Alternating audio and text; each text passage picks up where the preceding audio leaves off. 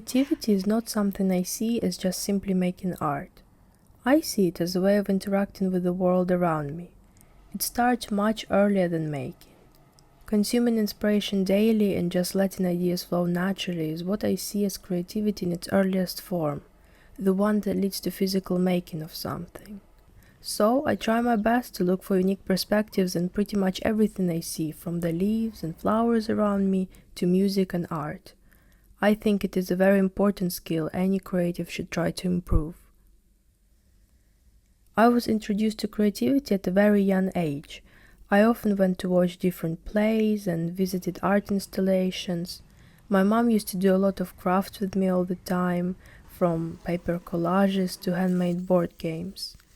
She took me to a lot of classes and competitions where I learned how to collaborate with others and how to work with different artistic media. Most importantly, I learned what I like and dislike. My parents gave me a lot of freedom to try a range of activities so that I can discover what truly excites me, and I'm very grateful for that. However, when I started school, the feeling of creative freedom started to fade. I wasn't in this isolated bubble anymore. I entered a new environment, constantly surrounded by my peers, which was full of competition. It was a big change for me. I started comparing the skills I thought were unique to me with other children's skills, and I was surprised at the time to discover how many children saw themselves as artistic. This really affected my confidence and how I saw myself.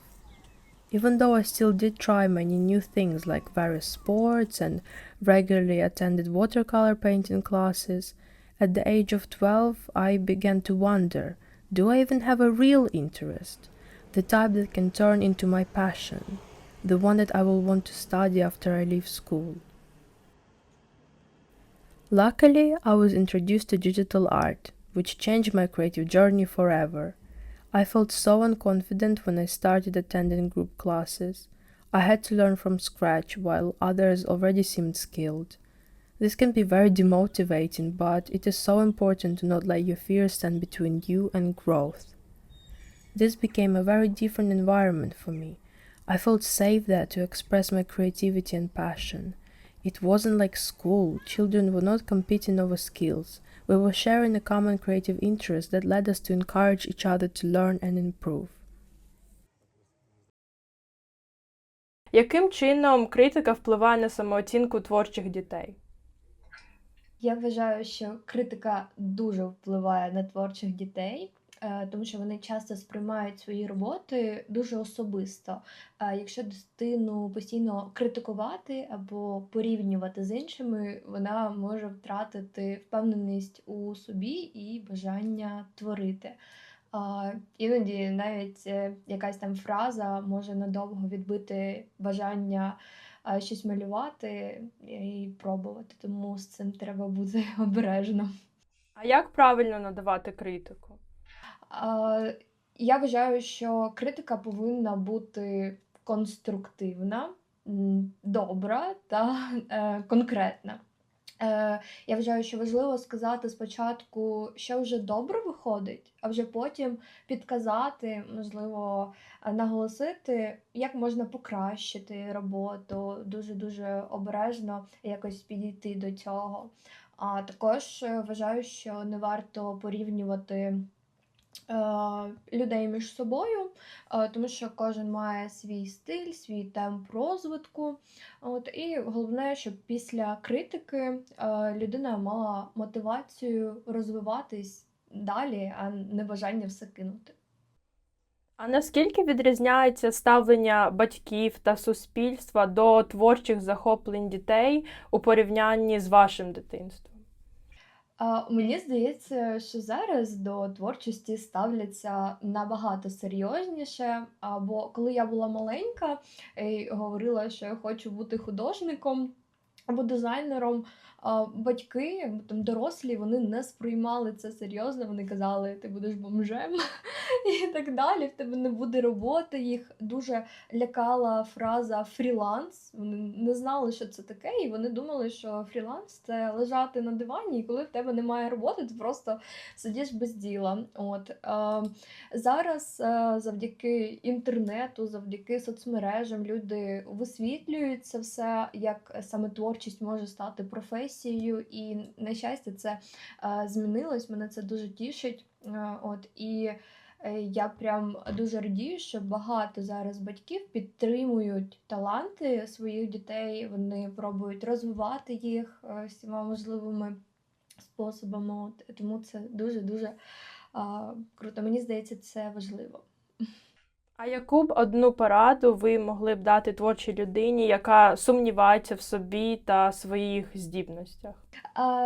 Я б, напевно, декілька порад дала.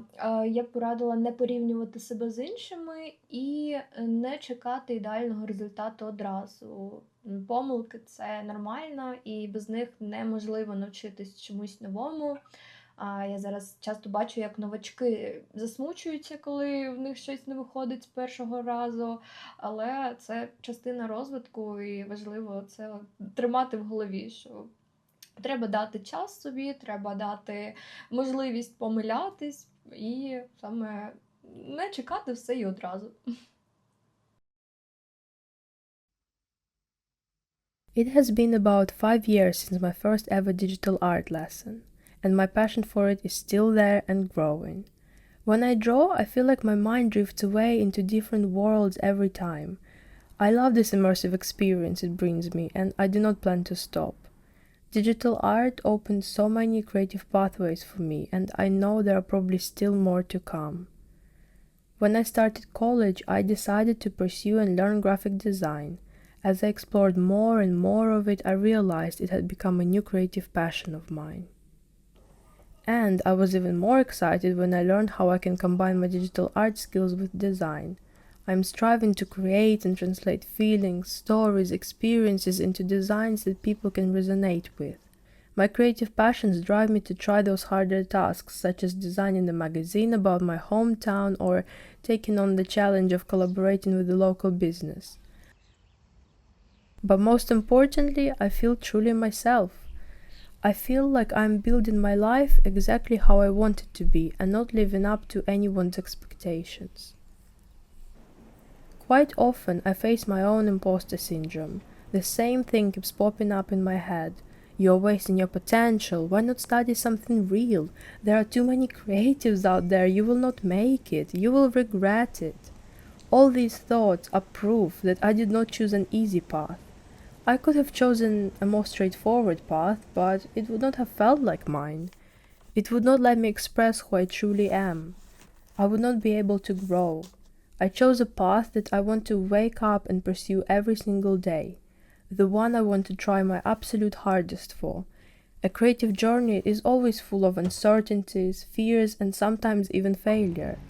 But when you achieve a win, a real win that you worked so hard for and poured your heart and soul into, it becomes all worth it and worth continuing to fight for. So, if you're anything like me and you have a strong passion for something, please do not give up.